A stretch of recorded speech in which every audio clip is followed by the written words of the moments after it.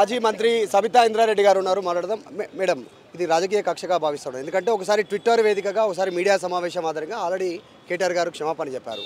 So ఈ రోజు జరిగినటువంటి ధర్నా నిజంగా పొలిటిసైజ్ చేయాలనేటువంటి ఉద్దేశం ఉందా కాంగ్రెస్? కేటీఆర్ గారు ఏదైతే మాట సందర్భంలో మాట తడబడారో ఇమీడియట్గా సారీ చెప్పారు.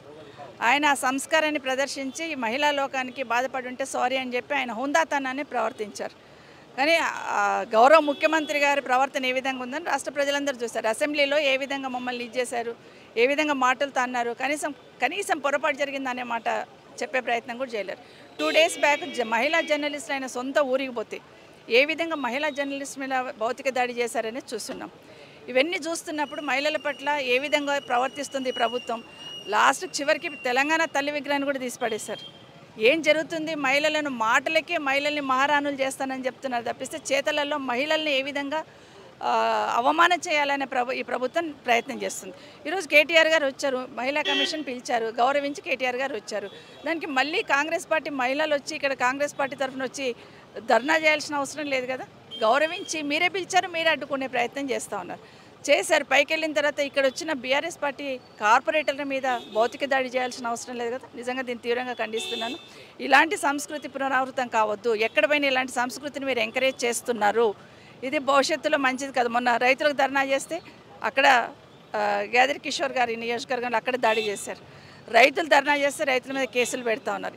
ఈ సంస్కృతి పద్ధతి కాదు. ఇప్పటికైనా గౌరవ ముఖ్యమంత్రి గారు ఈ రాష్ట్రం ప్రశాంతంగా ఉండాలంటే ఇలాంటి సంస్కృతిని ఎంకరేజ్ చేయొద్దని కోరుతా ఉన్నాను. మీడియాలో వచ్చిన వార్తలను చూసి మహిళా కమిషన్ సుమోటోగా కేసు తీసుకుంది. మిగతా అంశాల్లో ఎందుకు సుమోటోగా తీసుకోవట్లేదు? ఇప్పుడు మహిళలపైన జరిగే దాడులు, ముఖ్యమంత్రి అన్నటువంటి మాటలు, వీటిపైన ఎందుకు సుమోటోగా తీసుకోవట్లేదు? అందుకే కమిషన్ గారిని కూడా, మహిళా కమిషన్ కూడా మేము రిక్వెస్ట్ చేస్తున్నాం.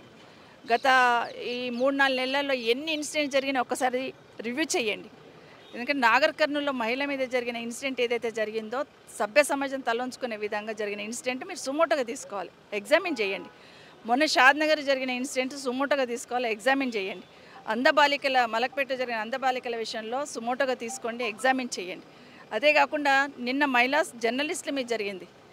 వాళ్ళు వచ్చి కంప్లైంట్ ఇవ్వాల్సిన అవసరం లేదు, ఇమీడియట్గా సుమోటోగా తీసుకోవాల్సిన అవసరం ఉంది. దయచేసి మహిళా కమిషనర్ గారిని రాజకీయాలకు అతీతంగా ఇలాంటి వాటి మీద ఇమీడియట్గా రియాక్ట్ కావాలని కోరుతాం. మేడం, మహిళా కమిషన్ మీద ప్రెజర్ ఉంది అనుకుంటున్నాను. ఏదైనా ప్రెజర్ అనిపిస్తుందా మీకు? మేము అది మాట్లాడదలుచుకోలేదు. కానీ మా గౌరవ ముఖ్యమంత్రి గారు కేసీఆర్ గతంలో ఉన్నప్పుడు, గౌరవ కేసీఆర్ గారు ముఖ్యమంత్రిగా ఉన్నప్పుడు మహిళా కమిషన్కి క్యాబినెట్ ర్యాంక్ హోదా ఇచ్చారు.